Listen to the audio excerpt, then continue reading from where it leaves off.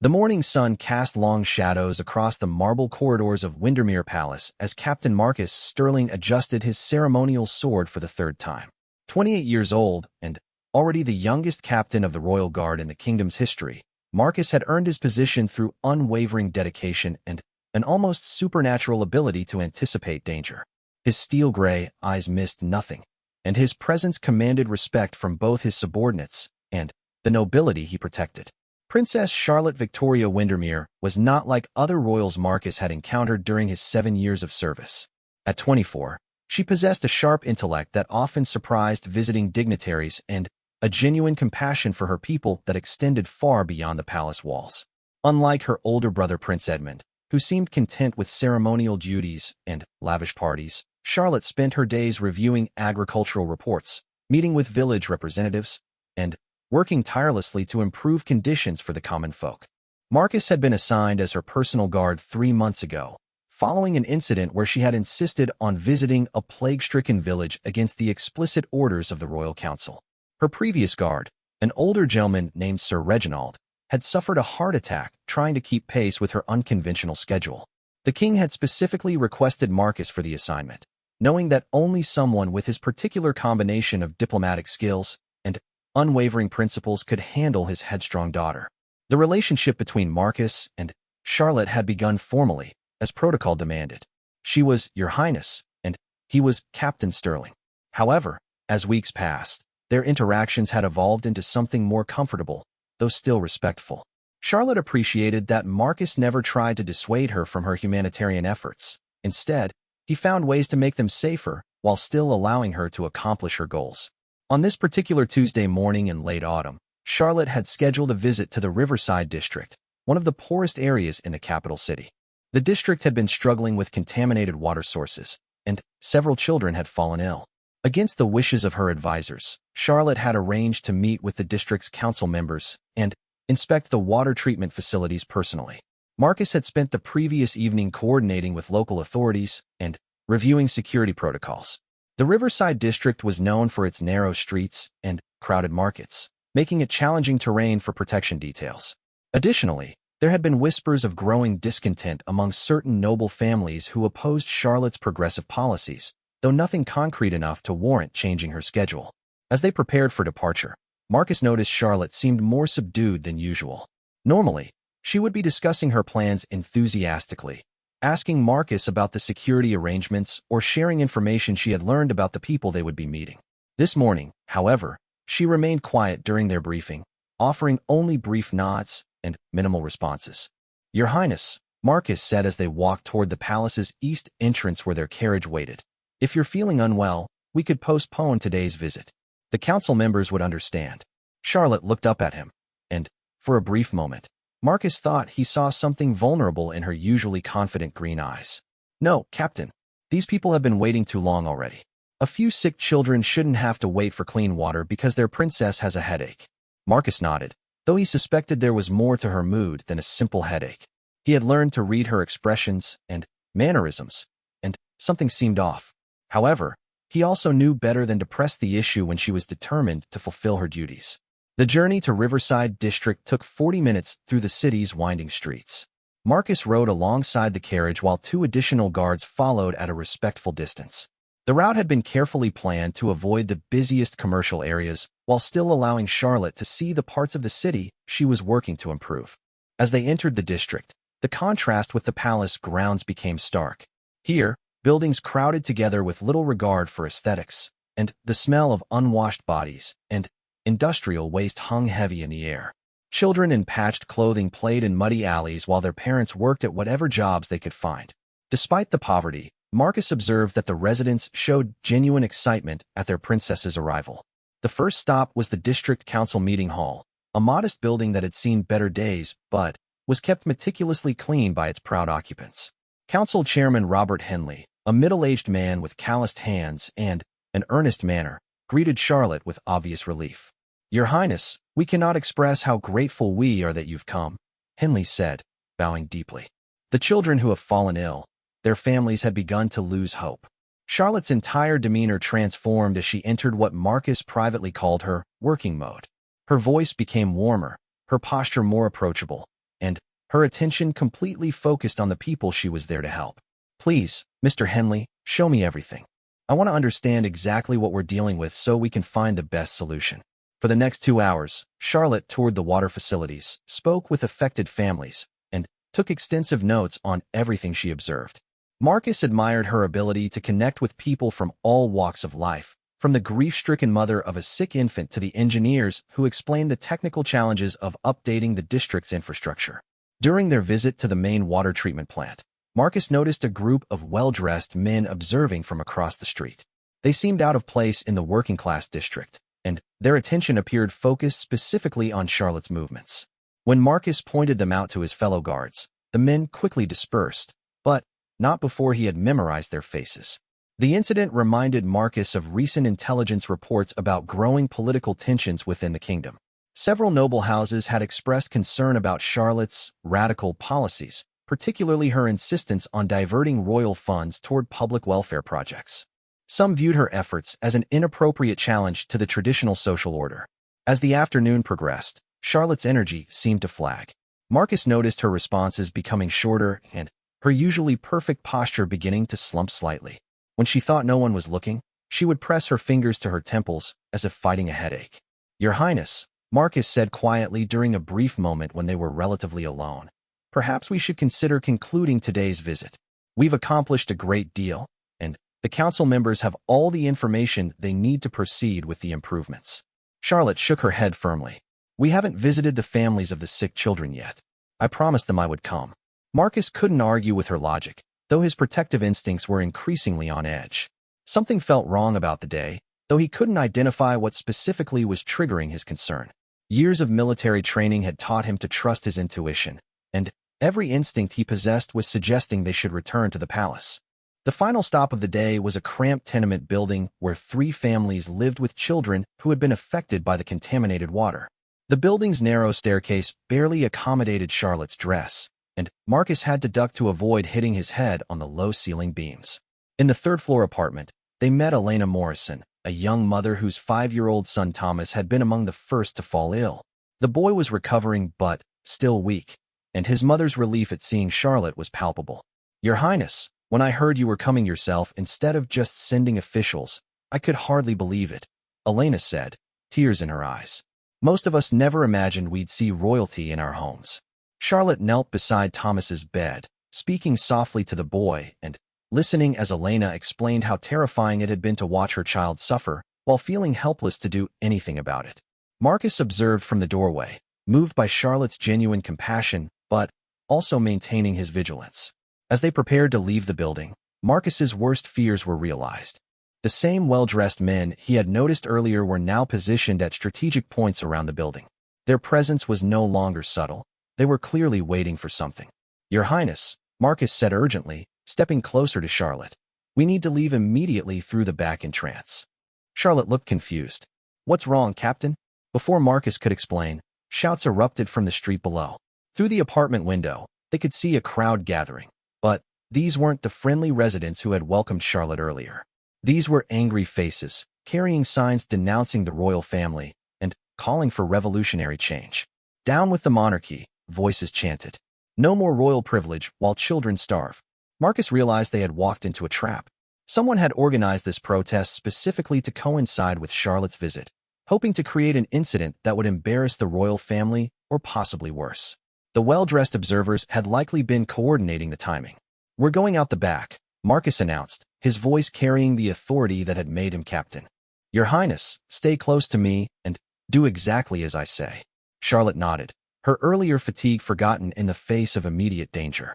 Marcus appreciated that she didn't argue or ask questions. She trusted his judgment completely. However, as they reached the building's rear exit, Marcus discovered that their escape route was also blocked. More protesters had surrounded the entire building, and their chants were growing more aggressive. "Give us the princess," someone shouted. "Let her see what real hunger looks like." Marcus quickly assessed their options. The building had only 2 exits, both now blocked by increasingly hostile crowds. The protesters didn't appear to be armed with weapons, but angry mobs could become dangerous quickly, especially if their motivations had been manipulated by outside agitators. "Captain," Charlotte said quietly, "what if I spoke to them?" Many of these people are probably frustrated about legitimate problems. Perhaps I could. Absolutely not, Your Highness, Marcus interrupted, perhaps more sharply than he had ever spoken to her before. This crowd has been organized specifically to target you. Whatever their grievances, this is not the time or place for diplomatic discussion. Marcus's mind raced through possibilities. The other two guards were positioned outside, and might not even be aware of the situation yet. The local authorities were understaffed and probably couldn't respond quickly enough to be helpful. He needed to get Charlotte to safety using only his own resources and skills. Looking around the small apartment where they were trapped, Marcus noticed a narrow balcony that connected to the neighboring building. The gap was perhaps 6 feet across and 3 stories above the alley below. It was dangerous, but it might be their only option. Your Highness, Marcus said, his voice calm despite the gravity of their situation. I need you to trust me completely. What I'm about to suggest will require considerable courage on your part. Charlotte looked into his eyes and nodded without hesitation. I trust you completely, Captain. The chanting outside was growing louder, and Marcus could hear footsteps on the building's stairs as some protesters began forcing their way inside. Tom was running out rapidly. We're going across to the next building via the balcony, Marcus explained. I'll go first to make sure it's safe, then help you across. The gap is significant, but manageable if you follow my instructions exactly. Elena Morrison, who had been watching the developments with growing terror, suddenly spoke up. Captain, there's a rope in our storage closet. My husband uses it for his construction work. Marcus accepted the rope gratefully, quickly securing one end to the balcony railing and testing its strength. The rope would provide Charlotte with something to hold during the crossing, making the maneuver significantly safer. As Marcus prepared to cross first, Charlotte placed her hand on his arm. Captain, if something happens to me, you must promise me something. Nothing will happen to you, Your Highness. I give you my word. Promise me that you'll continue the work we started here. These people need clean water, and they need someone who will fight for them. Don't let my father abandon the project if. Marcus looked into her eyes, seeing not just a princess but a young woman who genuinely cared more about her people's welfare than her own safety. I promise, Your Highness. But I also promise that you'll be there to see the project completed yourself. With that assurance, Marcus swung across the gap with practiced efficiency, his military training serving him well. The neighboring balcony held his weight without difficulty, and he quickly secured the rope on the other side to create a makeshift bridge. Your turn, Your Highness, he called softly. Hold the rope with both hands, and don't look down. I'll be here to catch you. Charlotte gathered her dress to avoid tripping and began the precarious crossing. Halfway across, a gust of wind caught her skirts, causing her to sway dangerously. For a terrifying moment, Marcus thought she might fall, but she maintained her grip and continued forward with remarkable composure. Just as Charlotte reached the other balcony, the door to Elena's apartment burst open behind them. Angry voices filled the room as protesters discovered their quarry had escaped. Where is she? Someone demanded. We know the princess is in here. Marcus helped Charlotte into the neighboring apartment, whose elderly occupant had been awakened by the commotion, but quickly understood the situation and offered his assistance. There's a service stairway that leads to the basement, the old man whispered. From there, you can reach the alley behind the bakery. The protesters haven't found that route yet. As they made their way through the building's hidden passages, Marcus couldn't help but reflect on how dramatically the day had changed. What had begun as a routine humanitarian visit had become a dangerous escape mission, and he was beginning to suspect that the threats against Charlotte were more serious and organized than anyone had realized. The narrow service stairway was dusty and poorly lit, requiring careful navigation to avoid injury. Charlotte's elaborate dress was ill-suited for such terrain, but she managed without complaint, gathering her skirts and following Marcus's lead. When they finally reached the basement, Marcus paused to listen for sounds of pursuit. The building above them was filled with angry voices and searching footsteps, but, so far, no one seemed to have discovered their escape route. Captain, Charlotte whispered, who do you think organized this? The people in the crowd seemed genuinely angry, but someone clearly planned this to coincide with our visit. Marcus had been wondering the same thing. The timing was too perfect to be coincidental, and the well-dressed observers he had noticed earlier suggested involvement by people with resources and inside information about Charlotte's schedule. I suspect we'll discover that certain members of the nobility view your reform efforts as a threat to their interests, Your Highness. Today's incident was probably intended to discourage you from continuing your public welfare work. Charlotte's eyes flashed with determination rather than fear. Then, they've badly miscalculated, Captain. I won't be intimidated into abandoning the people who need help. Marcus admired her courage, but he was also concerned about the implications of organized opposition to Charlotte's work. If powerful people were willing to orchestrate dangerous situations to stop her, future visits would require much more extensive security preparations. The basement exit led to an alley behind a row of shops, temporarily deserted due to the commotion in the main streets.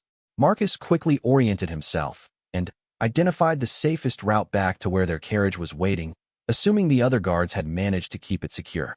As they emerged into the late afternoon sunlight, Charlotte stumbled slightly, and Marcus noticed her face had gone pale. The stress of their escape, combined with whatever had been troubling her earlier, seemed to be taking its toll. "Your Highness, are you all right?"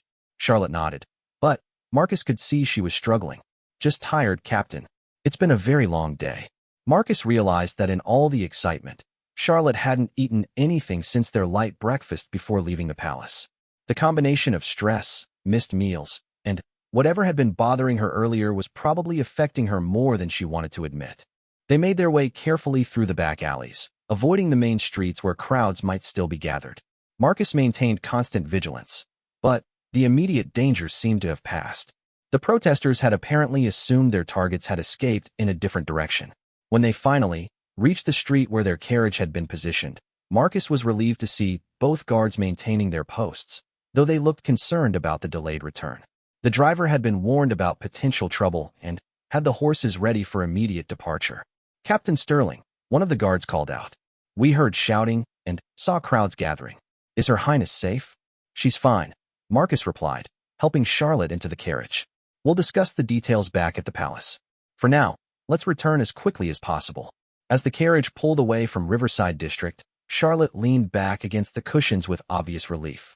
The color was slowly returning to her face, but Marcus noticed she was still pressing her fingers to her temples periodically.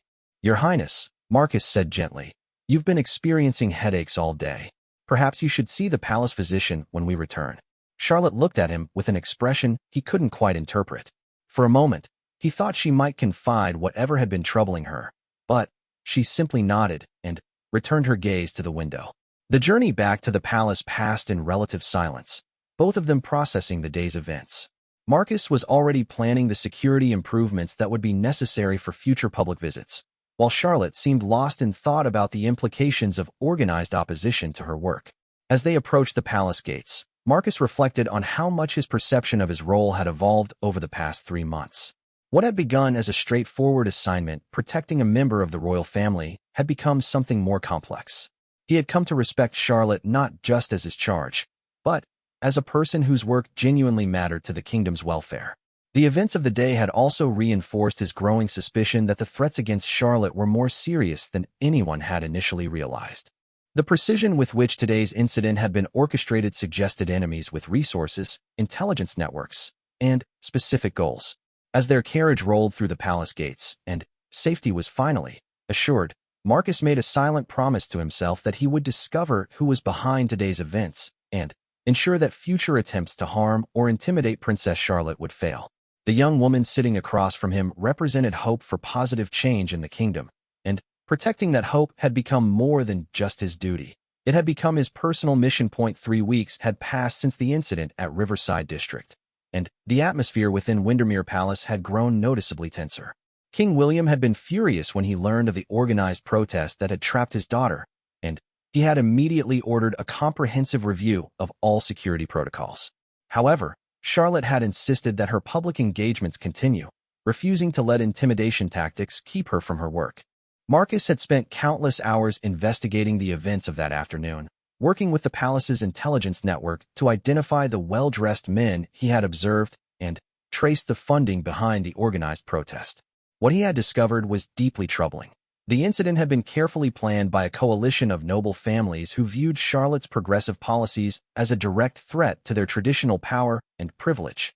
Lord Reginald Blackwood, one of the kingdom's wealthiest landowners, appeared to be at the center of the conspiracy. His vast estates relied on cheap labor and minimal oversight, conditions that Charlotte's proposed reforms would significantly impact. Intelligence reports suggested that Blackwood had been meeting regularly with other conservative nobles, discussing ways to neutralize what they called the princess's dangerous idealism. During this period, Marcus had also become increasingly concerned about Charlotte's health and state of mind. The confident, energetic young woman he had first been assigned to protect seemed to be struggling with something beyond the stress of her public duties. She had grown more withdrawn, often seeming lost in thought during their briefings, and he had noticed her eating very little during their shared meals. On a gray Thursday morning in early December, Charlotte had scheduled a visit to Greenbrook Academy, a school for orphan children that she had been supporting through royal charitable funds. The academy was located in a respectable district of the capital, and the visit was intended to be largely ceremonial, a much safer engagement than her previous humanitarian missions. Marcus had carefully planned the security arrangements, including additional guards positioned throughout the academy grounds and advanced coordination with local authorities. After the Riverside incident, he was taking no chances with Charlotte's safety, regardless of how routine an engagement might appear. As they traveled to the academy in the royal carriage, Marcus noticed that Charlotte seemed even quieter than usual. She sat rigidly upright, staring out the window at the passing city streets with an expression that suggested she was seeing something far beyond the immediate scenery. "Your Highness," Marcus said gently, "you seem troubled this morning. Is there anything specific you're concerned about regarding today's visit?" Charlotte turned to look at him, and Marcus was struck by the shadows under her eyes and the pallor of her complexion. She had always been naturally pale, but this was different. She looked genuinely unwell. "No, Captain, the visit should proceed smoothly. The Academy Director, Mrs. Pemberton, has been very accommodating with our requests." Charlotte's voice was steady, but Marcus detected an underlying tension that hadn't been there in their previous interactions. "Your Highness, if I may speak frankly, you seem to have been under considerable strain recently. Perhaps after today's engagement, you might consider taking a few days of rest." Charlotte's response surprised him with its intensity. "I cannot afford to rest, Captain. There is too much work to be done, and too many people depending on the programs we're implementing. Every day we delay means more children drinking contaminated water, more families struggling without adequate medical care." Marcus understood her dedication, but he was beginning to suspect that her commitment to helping others might be taking a toll on her own well-being. The weight of responsibility she had taken upon herself seemed almost overwhelming for someone her age, regardless of her royal status. Greenbrook Academy was a modest but well-maintained institution housed in a converted manor house on the city's west side. Mrs. Eleanor Pemberton, a stern but kind woman in her 50s, had founded the academy 15 years earlier after being moved by the plight of children orphaned during a particularly harsh winter. Charlotte's support had allowed the academy to expand its facilities and provide education to nearly 200 children who might otherwise have had no opportunities for learning. The visit began smoothly, with Mrs. Pemberton leading Charlotte through classrooms where children ranging in age from 6 to 16 were engaged in various lessons. Marcus observed from a respectful distance, noting the genuine joy on the children's faces as they met their royal benefactor. Charlotte's demeanor brightened considerably as she interacted with the students, asking about their studies and listening attentively to their responses. In the academy's library, Charlotte was introduced to 12-year-old Sarah, a bright girl who had been orphaned 3 years earlier when her parents died in a factory fire. Sarah had taught herself to read using discarded books and now helped younger children with their letters. Charlotte spent nearly 20 minutes discussing literature with Sarah, clearly impressed by the girl's intelligence and determination. "Your Highness," Sarah said with the directness that only children possess, "Mrs. Pemberton told us that your money helps pay for our books and clothes. Why do you care about children like us when you could spend the money on fancy things for yourself?" Charlotte knelt down to Sarah's eye level, her expression serious and thoughtful.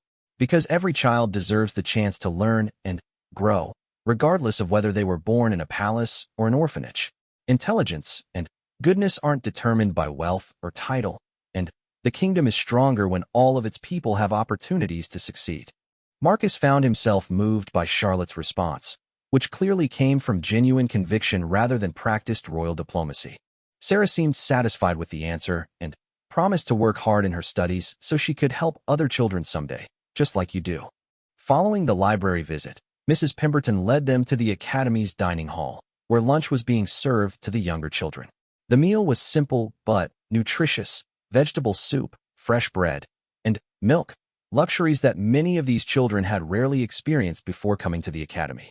As they observed the children eating, Mrs. Pemberton explained some of the challenges the academy faced, including the need for additional medical supplies and warm clothing for the approaching winter months. Charlotte took detailed notes, asking specific questions about costs and logistics. "Your Highness," Mrs. Pemberton said, "I hope you understand how much your support has meant to us. Before your intervention, we were struggling to provide even basic necessities. Now, these children have hope for their futures." Charlotte smiled, but Marcus noticed that the expression didn't quite reach her eyes. "The children's welfare is its own reward, Mrs. Pemberton. I'm simply grateful that we can make a difference." Following lunch, Charlotte was scheduled to observe a music lesson in the Academy's small but charming performance hall. The children had prepared several songs specifically for her visit, including a piece they had composed themselves about the changing seasons. As the children sang, Marcus noticed Charlotte becoming increasingly pale. She was gripping the edge of her chair with white knuckles, and small beads of perspiration had appeared on her forehead despite the cool December air. Marcus moved closer, ready to intervene if she became unwell. During the final song, Charlotte suddenly stood up abruptly, swaying slightly on her feet. Marcus immediately moved to her side, placing a steadying hand on her arm. "Your Highness, are you all right?" he asked quietly, hoping not to alarm the children who were still singing. "I need some air," Charlotte whispered, her voice barely audible. "Please, help me outside." Marcus smoothly guided Charlotte toward the hall's side exit, signaling to Mrs. Pemberton that they would return shortly. The children continued their performance, unaware that anything was amiss. Once outside in the Academy's small garden, Charlotte collapsed onto a wooden bench, breathing heavily. The color had completely drained from her face, and Marcus could see that her hands were trembling. "Your Highness, I'm calling for the palace physician immediately," Marcus said, reaching for the emergency communication device he carried for such situations. "No," Charlotte said firmly, though her voice was weak. "No physicians. This will pass." Marcus knelt in front of her, studying her face with growing concern. "Your Highness, you're clearly unwell. This isn't something that should be ignored or hidden." Charlotte looked into his eyes, and Marcus saw a vulnerability there that she had never shown before.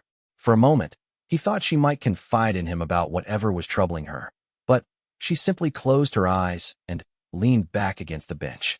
"Captain," she said after several minutes of silence, "what would you do if you discovered something that could destroy everything you cared about? Something that could hurt innocent people and undermine important work?" Marcus felt a chill that had nothing to do with the December weather. Charlotte's question suggested she was dealing with something far more serious than stress or overwork. "Your Highness, whatever burden you're carrying, you don't have to bear it alone. If there's something threatening you or your work, I need to know so I can protect you properly." Charlotte opened her eyes and looked at him with an expression of profound sadness. "Some threats can't be countered with swords or strategy, Captain. Some dangers come from within." Before Marcus could ask her to elaborate, they were interrupted by Mrs. Pemberton, who had come looking for them with obvious concern. "Your Highness, the children were wondering if you were feeling well. They're hoping you'll return to hear the rest of their performance." Charlotte immediately straightened, transforming herself back into the composed royal figure that duty required. "Of course, Mrs. Pemberton. I simply needed a moment of fresh air. Please, let's return to the children." Marcus marveled at Charlotte's ability to mask her distress so completely, but he was also deeply troubled by what he had witnessed. Something was seriously wrong, and Charlotte was determined to hide it from everyone around her.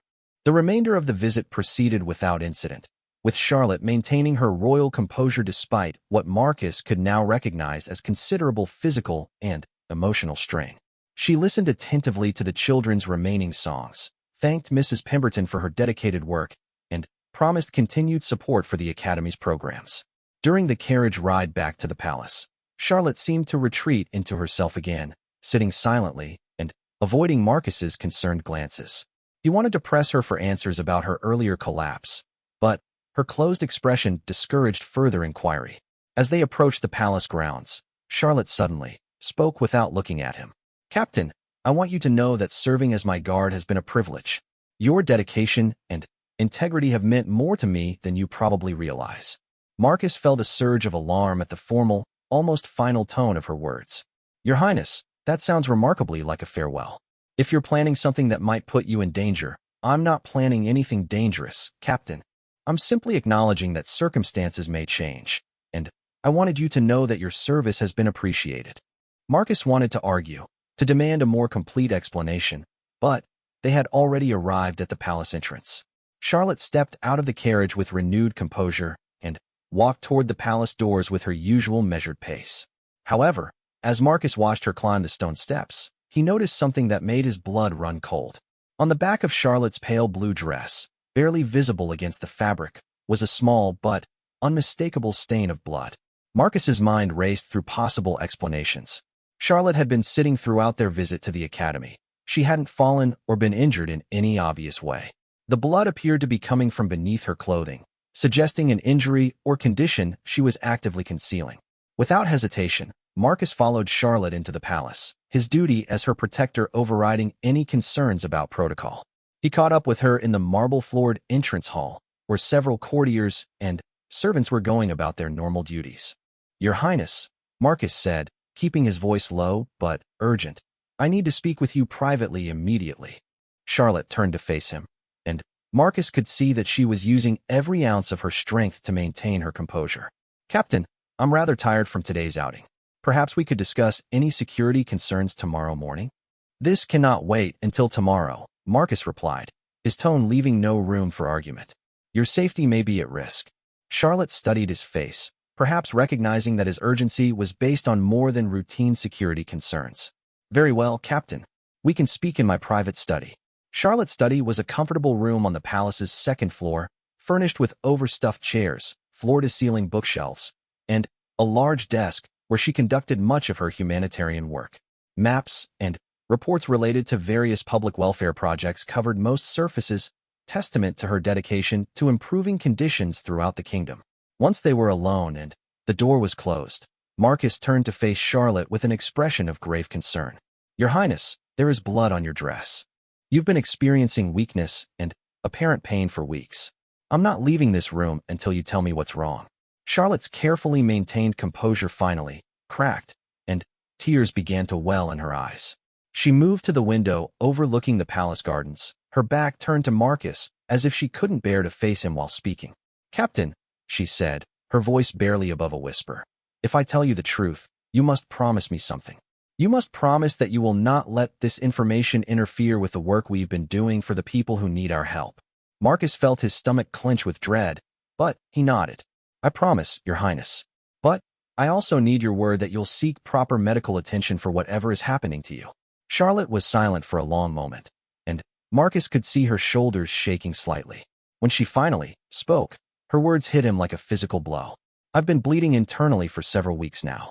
The palace physician examined me in secret and confirmed what I had already begun to suspect." Charlotte's voice broke completely as she continued. "I'm dying, Captain. There's a growth in my abdomen that cannot be safely removed, and it's growing larger each day." Marcus felt the world shift beneath his feet.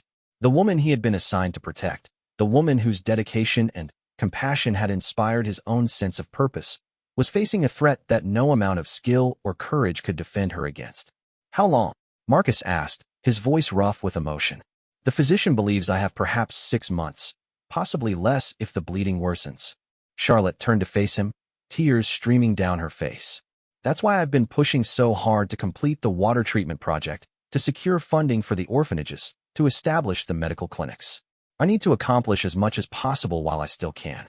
Marcus struggled to process the information, his mind reeling between shock, grief, and a desperate need to find some way to help.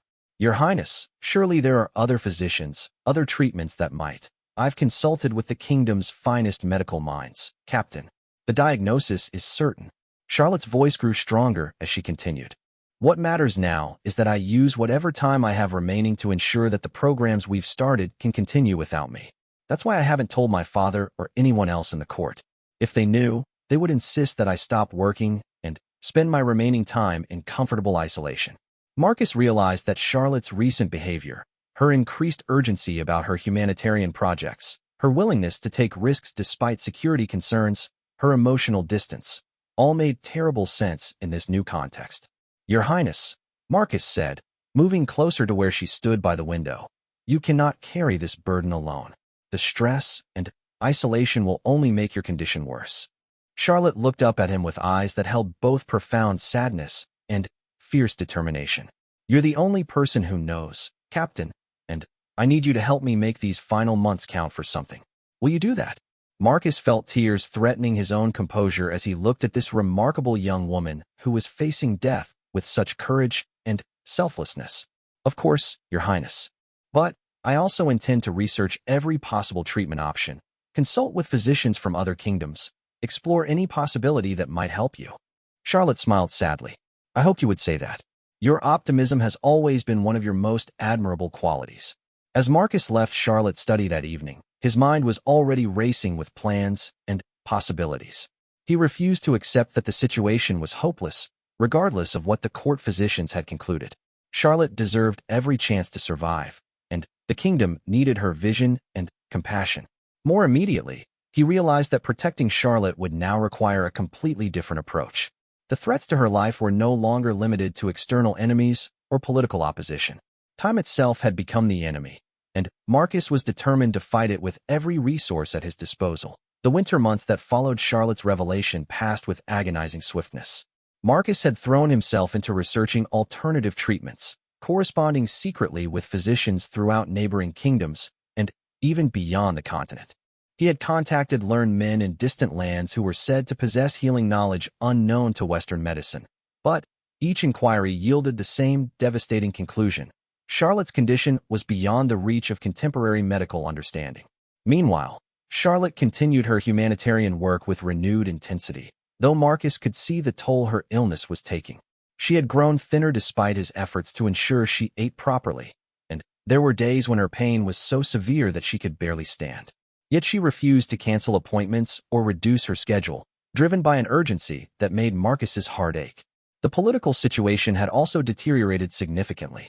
Lord Blackwood and his allies had grown bolder in their opposition to Charlotte's reforms, spreading rumors that her radical policies were weakening the kingdom's traditional strength. They had begun openly questioning whether the royal family was fit to rule, pointing to Charlotte's public welfare spending as evidence of misguided priorities. King William, unaware of his daughter's condition, had started pressuring Charlotte to focus more on traditional royal duties and less on what he privately called her charity projects. The tension between father and daughter had become palpable during royal family dinners, with Charlotte struggling to defend her work without revealing the desperate urgency behind her efforts. On a bitter February morning, Charlotte had insisted on visiting a textile factory where working conditions had been reported as dangerous to employee health. The factory's owner, a wealthy merchant named Gerald Thornfield, was a close associate of Lord Blackwood and had been resisting Charlotte's proposed labor reforms. Charlotte was determined to inspect the facility personally and document conditions that might support new safety regulations. Marcus had argued against the visit, both because of security concerns and Charlotte's increasingly fragile health. Thornfield had made it clear that royal interference in his business operations was unwelcome, and the factory was located in an industrial district where crowds could easily be organized by hostile forces. "Your Highness," Marcus had said during their morning briefing, "Mr. Thornfield has significant political connections and strong motivation to make this visit as uncomfortable as possible. Combined with your current physical condition, I strongly recommend postponing this inspection." Charlotte had listened to his concerns with her usual patience, but her response was unyielding. "Captain, 17 women have been hospitalized in the past month due to unsafe conditions in that factory. We cannot delay action that might save lives simply because the factory owner finds our presence inconvenient." Marcus had recognized the futility of further argument. Charlotte's determination to help others, even at the cost of her own comfort and safety, was both her greatest strength and her most frustrating characteristic from a protection standpoint. The Thornfield Textile Factory was an imposing brick structure that dominated an entire city block in the industrial quarter.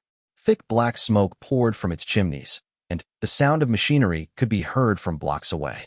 Workers arriving for the morning shift looked tired and worn, their faces bearing the grayish pallor common to those who spent their days in poorly ventilated environments. Mr. Gerald Thornfield himself greeted Charlotte at the factory entrance, though his manner was coldly formal rather than respectfully welcoming. A heavy-set man in his 50s with graying hair and calculating eyes, Thornfield had built his fortune by maximizing production efficiency while minimizing expenses, a philosophy that rarely prioritized worker welfare. Your Highness, Thornfield said with a perfunctory bow, I trust this inspection will be brief. We have production quotas to meet, and my workers cannot afford disruptions to their schedules. Charlotte's response was diplomatically polite, but firm. Mr. Thornfield, I appreciate your cooperation in allowing this visit. The kingdom's workers deserve safe and healthy working conditions, and I'm here to ensure that proper standards are being maintained. Marcus noticed immediately that Thornfield had made no effort to clean or prepare the factory for royal inspection.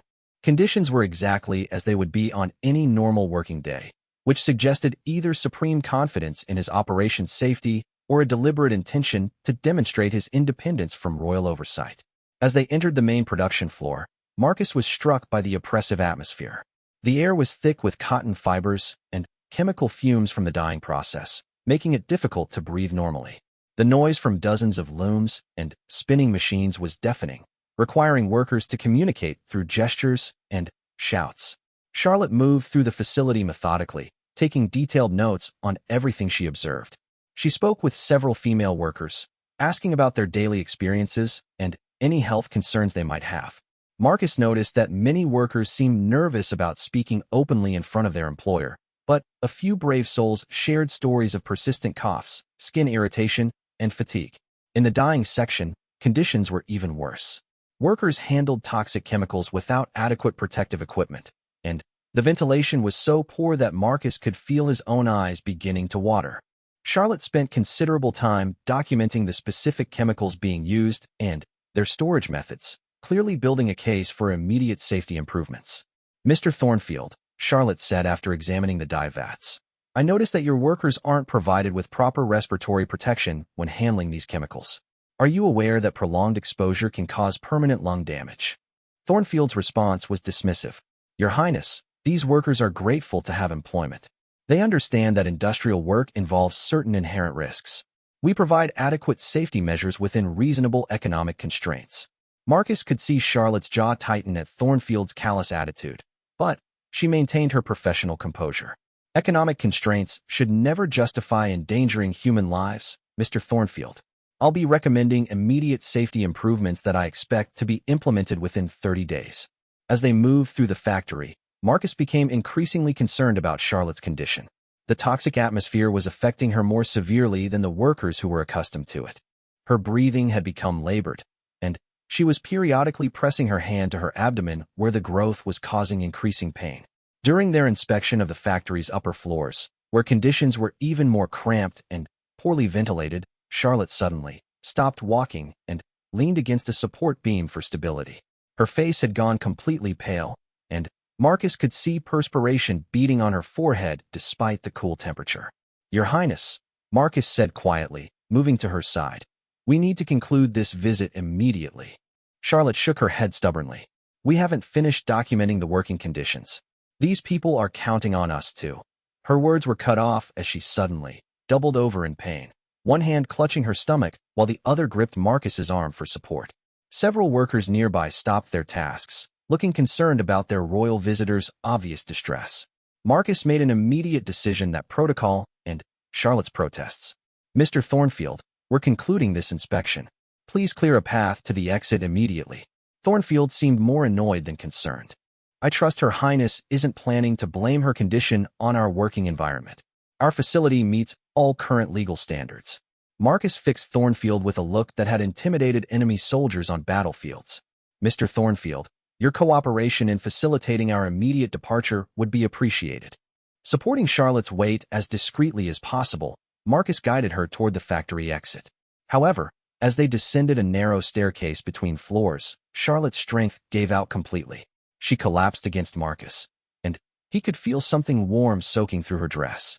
Looking down, Marcus saw that blood was seeping through Charlotte's clothing, staining the fabric in an expanding pattern around her midsection. The stress and toxic environment of the factory had apparently caused a significant increase in her internal bleeding. Your Highness, Marcus said urgently, I'm getting you to the palace physician immediately. Charlotte looked up at him with eyes that were becoming unfocused. Captain, she whispered, don't let them use this as an excuse to stop the factory reforms. These workers need protection. Marcus felt his heart breaking as he realized that even in her current crisis, Charlotte's primary concern was for the welfare of others. "I promise, Your Highness. The reforms will continue." Several factory workers had gathered around them, their faces showing genuine concern for their princess despite Thornfield's obvious indifference. An older woman who appeared to be a supervisor approached Marcus hesitantly. "Sir, if I may," the woman said, "there's a clean office space just here where the young lady could rest while you arrange transportation." Marcus gratefully accepted the offer, carrying Charlotte into a small administrative office that was significantly cleaner and better ventilated than the main factory floor. As he helped Charlotte onto a chair, she suddenly gripped his arm with surprising strength. "Captain," she said, her voice becoming weaker but more urgent, "there's something else I need to tell you. Something I discovered last week that changes everything." Marcus knelt beside her chair, giving her his complete attention despite his anxiety about her deteriorating condition. "What is it, Your Highness?" "I've been investigating Lord Blackwood's opposition to our reforms, and I discovered documents that prove he's been embezzling funds meant for public welfare projects. He's stolen thousands of pounds that were supposed to go toward clean water systems and medical clinics." The implications hit Marcus immediately. Charlotte had uncovered evidence of criminal activity by one of the kingdom's most powerful nobles, evidence that would almost certainly result in Blackwood's arrest and disgrace if made public. "Your Highness, where are these documents? Do you have proof that would stand up in court?" Charlotte nodded weakly. "Everything is hidden in my private study, behind the false panel next to my desk. But, Captain, Blackwood suspects that I know about his crimes. I believe he may be planning to take action against me before I can expose him." Marcus felt a chill of fear that had nothing to do with Charlotte's illness.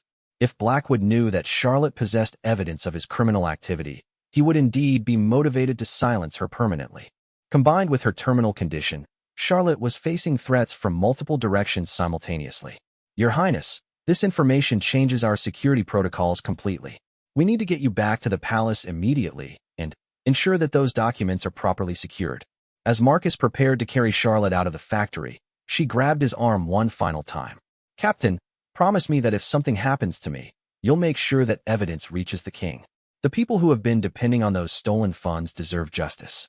Marcus looked into Charlotte's eyes, seeing both the physical pain from her illness and the emotional anguish of carrying such dangerous knowledge alone. "Nothing is going to happen to you, Your Highness. I give you my word."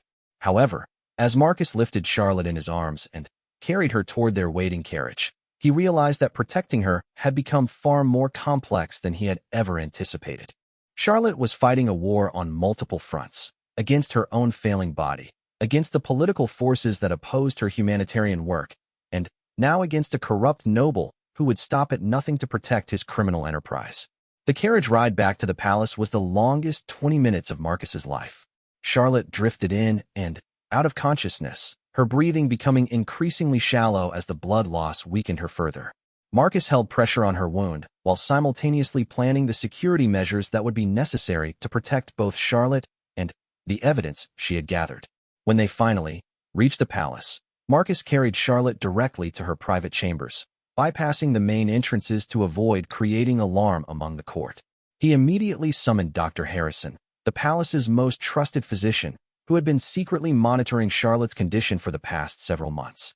Dr. Harrison's examination confirmed Marcus's worst fears. The stress and environmental toxins from the factory visit had significantly worsened Charlotte's internal bleeding, and her overall condition had deteriorated markedly. "Captain," Dr. Harrison said quietly, "I'm afraid Her Highness's time may be much shorter than we initially projected. The bleeding has become severe, and her body's ability to cope is diminishing rapidly." As Marcus processed this devastating news, he realized that Charlotte's mission to expose Lord Blackwood's crimes had become a race against time. If she was going to see justice done for the people who had been robbed by Blackwood's embezzlement, they would need to act swiftly and decisively. Looking at Charlotte's pale, sleeping face, Marcus made a silent vow that her final weeks would not be spent in vain. The evidence she had risked her life to gather would see the light of day, and the people she had dedicated her life to helping would receive the justice they deserved. However, Marcus also knew that exposing Blackwood's crimes would put Charlotte in immediate physical danger from a man who had already shown his willingness to destroy anyone who threatened his interests.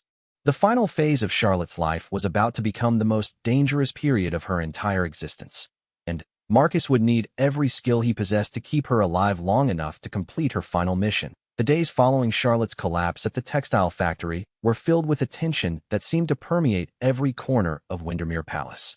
Dr. Harrison had managed to stabilize her condition temporarily, but everyone who knew the truth understood that time was running out. Charlotte remained bedridden for 3 days, the longest period of inactivity she had allowed herself since receiving her diagnosis. During her recovery, Marcus had worked tirelessly to secure the evidence Charlotte had gathered against Lord Blackwood.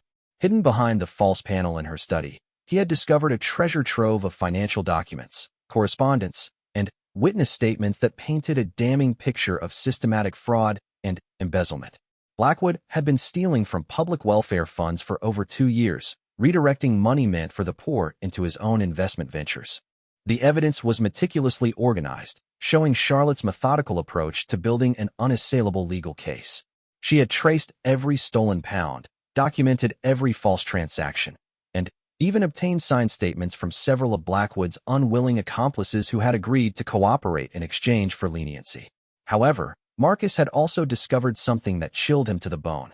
Intercepted letters suggesting that Blackwood was aware his crimes had been discovered and was planning to take drastic action. One particular message, written in coded language, but clearly threatening, suggested that Blackwood intended to permanently resolve the princess problem before his criminal enterprise could be exposed. When Charlotte was finally strong enough to sit up and hold coherent conversations, Marcus shared his findings with her. Her reaction was a mixture of satisfaction at having completed her investigation and determination to see it through to conclusion. "Captain," she said, her voice still weak but filled with resolve, "we must move quickly to present this evidence to my father. Every day we delay gives Blackwood more opportunity to cover his tracks or take action against potential witnesses." Marcus had been expecting this response, but he was deeply concerned about Charlotte's safety if she attempted to confront such powerful enemies in her current condition. "Your Highness, perhaps I could present the evidence on your behalf.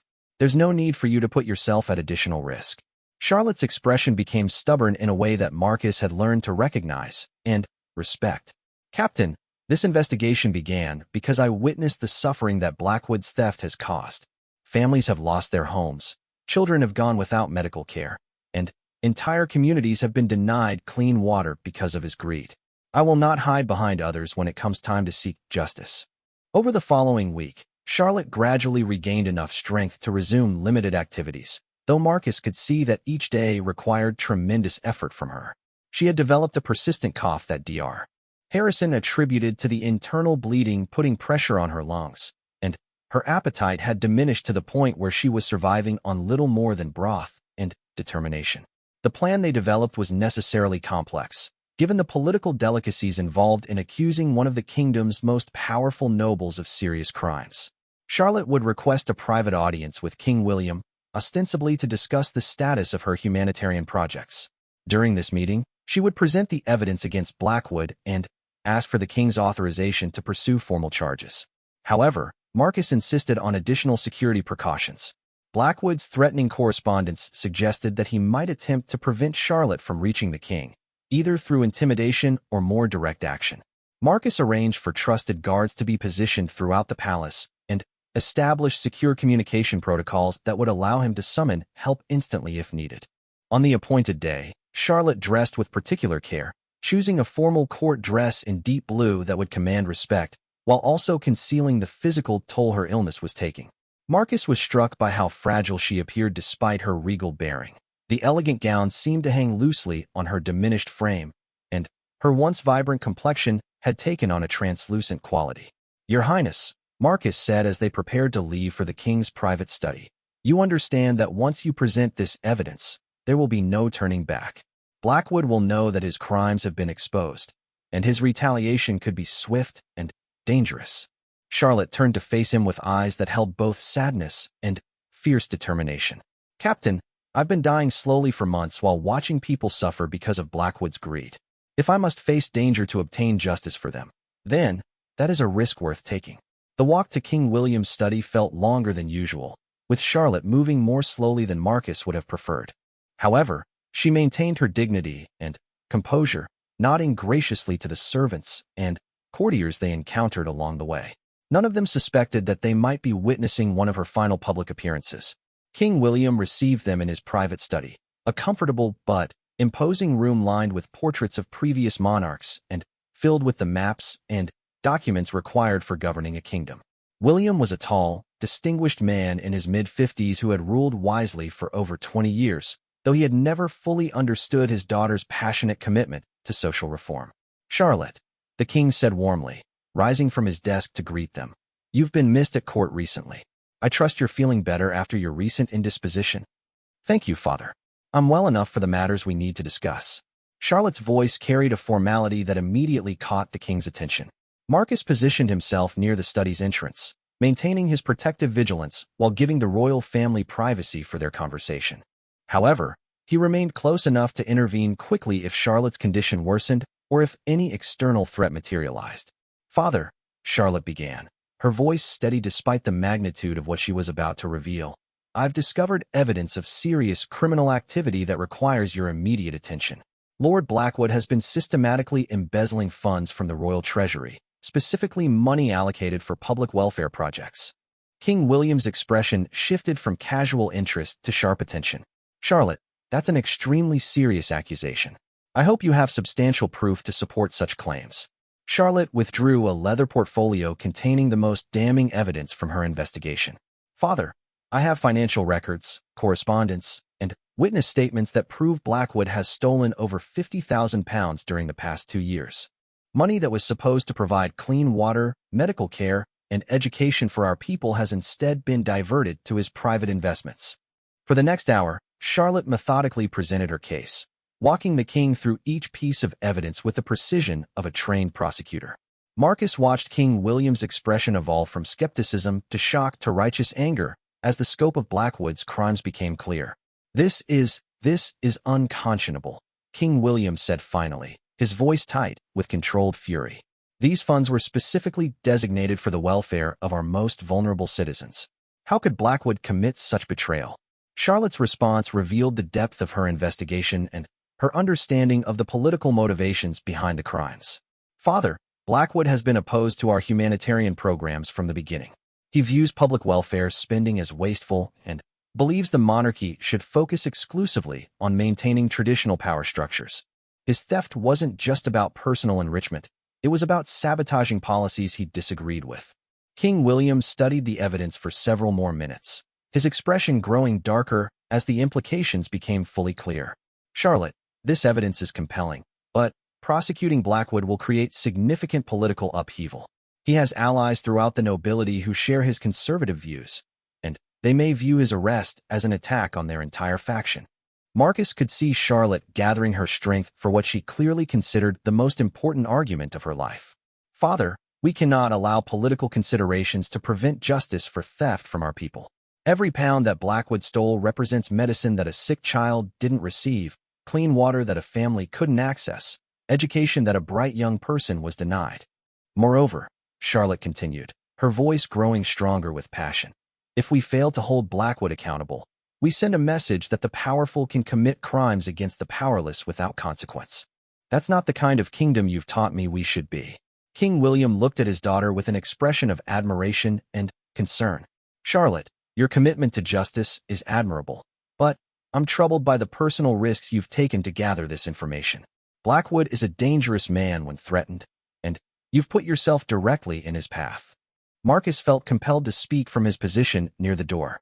"Your Majesty, I share your concerns about Her Highness's safety.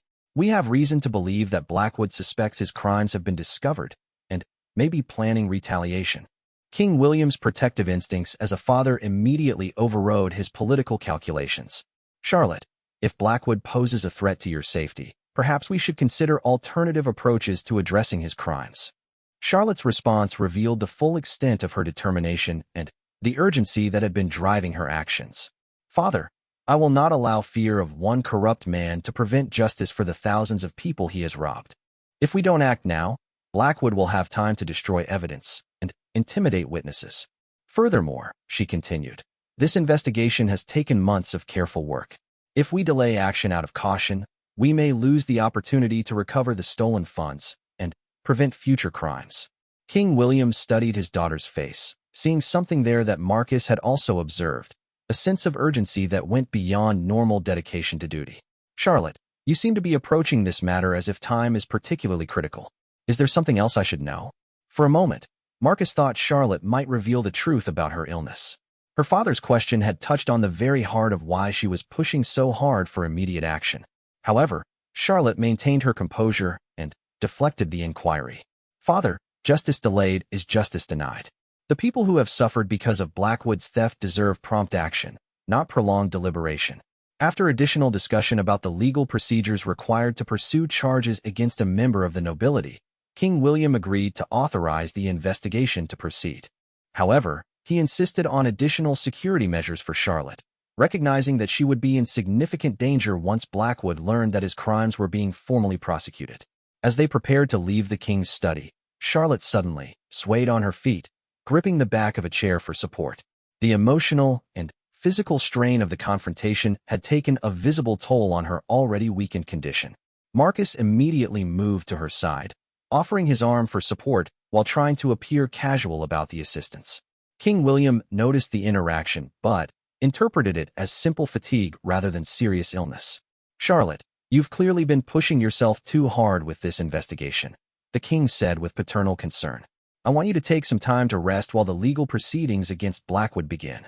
Charlotte nodded agreement, though Marcus knew she had no intention of reducing her activities while she still had strength remaining. Thank you, Father. I'm grateful that justice will be served. As they left the king's study and walked slowly back toward Charlotte's chambers, Marcus felt a mixture of relief and apprehension. They had successfully initiated the legal process that would bring Blackwood to justice, but they had also made themselves targets for a desperate man with significant resources and few scruples about using violence to protect his interests. Your Highness, Marcus said quietly as they reached Charlotte's private quarters, you understand that Blackwood will almost certainly learn about today's meeting within hours. We need to be prepared for his response. Charlotte nodded, settling into a chair by her window with obvious exhaustion.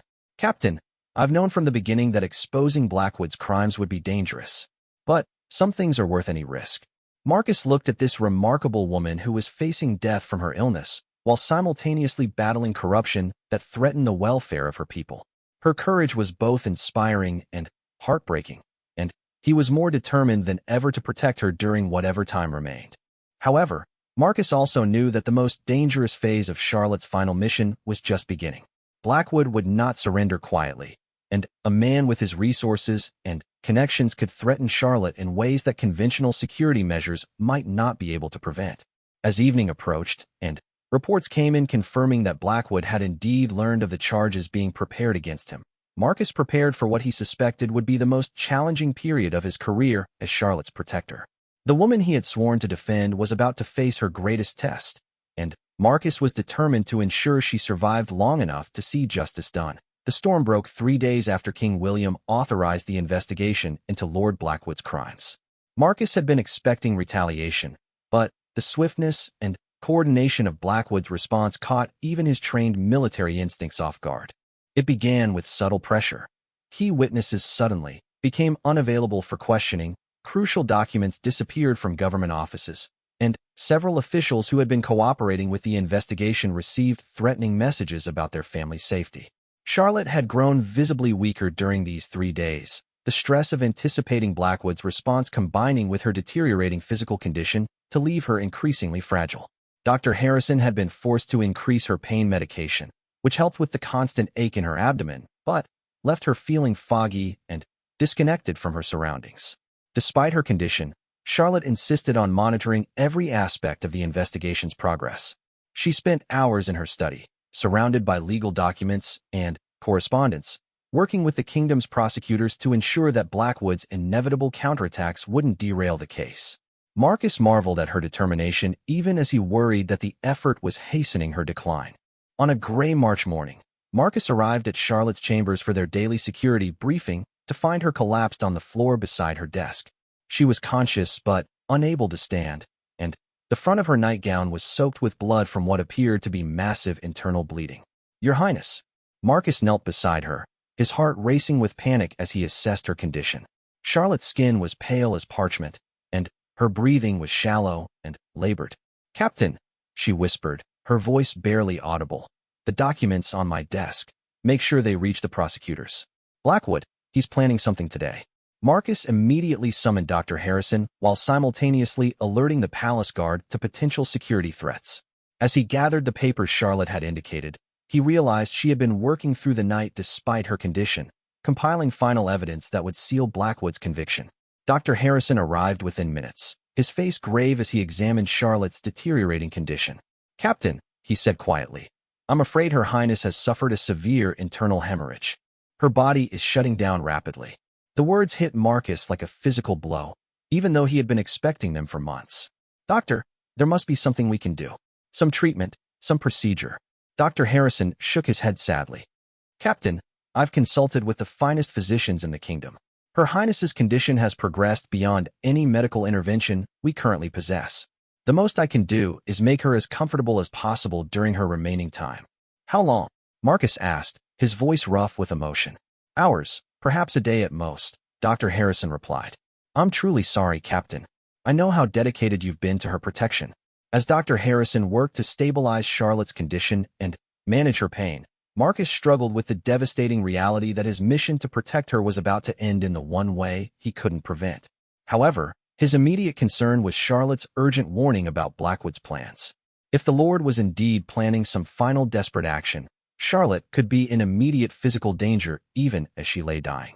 Marcus positioned additional guards outside Charlotte's chambers and sent urgent messages to the prosecutors handling Blackwood's case, warning them to be vigilant for any attempts to interfere with the legal proceedings. However, he was determined not to leave Charlotte's side during what might be her final hours. When Charlotte regained consciousness an hour later, her eyes immediately sought Marcus's face. "Captain," she said, her voice weak but urgent, "did you secure the documents?" "Yes, Your Highness. They're safely in the prosecutor's hands."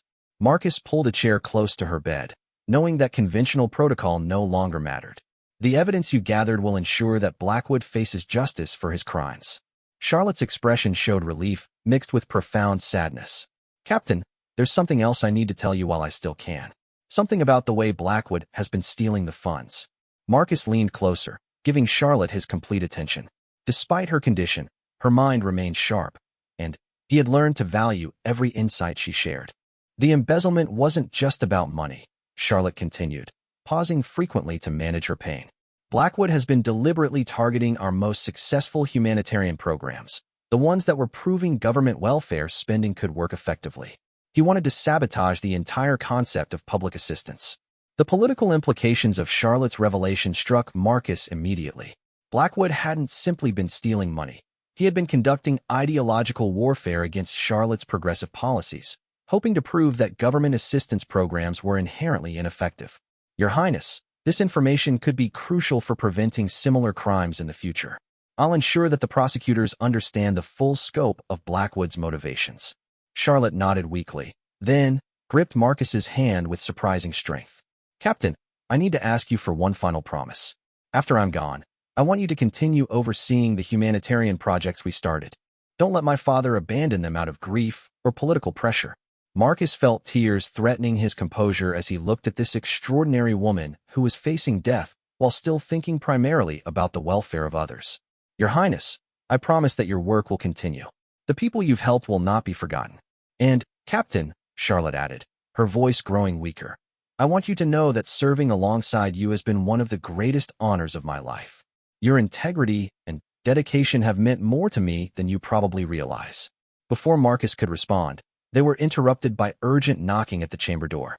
One of the guards Marcus had stationed outside entered with obvious distress. "Captain Sterling, Lord Blackwood is here with a contingent of his personal guards. He's demanding to see Princess Charlotte immediately, claiming he has urgent business that cannot be delayed." Marcus felt his blood freeze.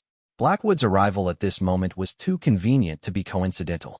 He had somehow learned about Charlotte's critical condition and was attempting to take advantage of her vulnerability.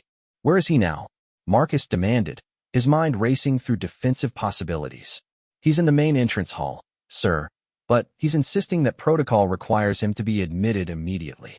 He's making quite a scene, suggesting that denying him access would be a breach of noble privilege." Marcus looked at Charlotte, who despite her condition was following the conversation with obvious concern. "Captain," she whispered, Don't let him in here. Whatever he wants, it cannot be good. However, Marcus realized that simply refusing Blackwood access might not be sufficient. If the Lord was desperate enough to confront Charlotte directly while she was dying, he might be planning something drastic that could endanger not only Charlotte, but also the evidence against him. Your Highness, Marcus said, making a decision that went against every protective instinct he possessed. I think we should allow Blackwood to see you, but under carefully controlled conditions. If he's planning something desperate, it's better to face him here, where we have defensive advantages, than to let him act from the shadows. Charlotte studied Marcus's face, recognizing the military logic behind his suggestion even as she dreaded the confrontation. Very well, Captain. But I want you to remain in the room and be prepared for anything. Marcus quickly arranged the meeting conditions. Charlotte would remain in bed, emphasizing her vulnerability and making it clear that any aggressive action by Blackwood would be obviously criminal. Additional guards would be positioned just outside the door, ready to intervene at the first sign of trouble. When Lord Blackwood entered Charlotte's chambers 10 minutes later, Marcus was struck by how much the man had changed since he had last seen him. Blackwood's usually immaculate appearance was disheveled. His face showed the strain of sleepless nights, and his eyes held a desperate intensity that suggested a man who felt cornered with nothing left to lose. Your Highness, Blackwood said with exaggerated courtesy that barely concealed his hostility. I understand you've been spreading malicious rumors about my financial affairs. I've come to give you the opportunity to recant these accusations before they destroy both our reputations. Charlotte's response surprised Marcus with its strength, despite her obvious physical weakness. Lord Blackwood, I haven't spread rumors. I've presented documented evidence of your criminal activities to the proper authorities. Your theft from public welfare funds has been thoroughly proven. Blackwood's facade of civility immediately cracked. You naive child, you have no idea what forces you've set in motion. The money I redirected was being wasted on pointless charity that weakens the kingdom's strength. I prevented a disaster, and now you're destroying me for it. £50,000 stolen from programs that provide clean water and medical care to children, Charlotte replied, her voice growing stronger with indignation. How exactly does helping sick children weaken the kingdom, Lord Blackwood? Marcus watched the exchange with growing tension, noting that Blackwood's agitation was increasing dangerously. The Lord was clearly beyond rational argument, driven by desperation and ideological fanaticism that made him unpredictable. Your so-called humanitarian programs are teaching the common people to expect government assistance instead of working to improve their own conditions, Blackwood snarled. You're creating a generation of dependents who will weaken the